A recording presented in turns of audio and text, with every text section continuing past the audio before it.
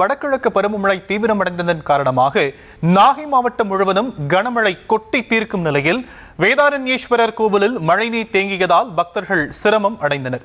இதன் விவரங்களை செய்தியாளர் லெனின் வழங்க நாம் கேட்கலாம். லெனின், விரிவான விவரங்கள். வணக்கம் சியாம்.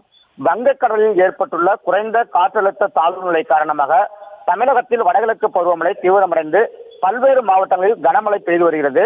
குறிப்பாக நாகை மாவட்டத்தில் கடந்த 2 நாட்களாக இரவு பகலாக கனமழை வெளுத்து வாங்கி வருகிறது. குறிப்பாக வேதாரண்யம், தலைஞாயிறு, கோடியக்கரை சுற்றுவட்டார பகுதியில் தொடர்ச்சியாக அதீத கனமழை கொட்டி தீர்த்தது. கடந்த 24 மணி நேரத்தில் அதிகபட்சமாக வேதாரண்யத்தில் மட்டும் 16.3 சென்டிமீட்டர் மழையும், அதே போன்று கோடியக்கரையில் 12.6 சென்டிமீட்டர் மழையும் செய்துள்ளது. இதனால் தாழ்வான பகுதியில் மழைநீர் தேங்கியுள்ளது. மேலும் புகழ்பெற்ற பழமை வாய்ந்த வேதாரண்யேஸ்வரர் கோவிலில் மழைநீர் அதிக அளவில் தேங்கியுள்ளது. கோவிலில் மழைநீர் வடிவதற்கான வசதி இல்லாததால் கோவிலில் தண்ணீர் தேங்கியுள்ளது. கோவில் வளாகம், உட்பிரகாரங்கள், மண்டபம் மற்றும் பக்தர்கள் நிறுத்தக்கூடிய பகுதிகள் என அனைத்திலுமே தண்ணீர் முட்டிக்கால் அளவு சூழ்ந்துள்ளது. வழக்கமாகவே இந்த கோவிலில் பக்தர்களின் கூட்டம் அதிக அளவில் இருக்கும்.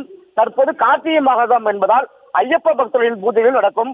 ஆனால் கோவிலில் தண்ணீர் சூழ்ந்துள்ளதால் பக்தர்கள் யாரும் கோவிலுக்கு செல்ல முடியாத சூழல் நிலவி வருவதால் கோவில் வெறிச்சோடி காணப்படுகிறது.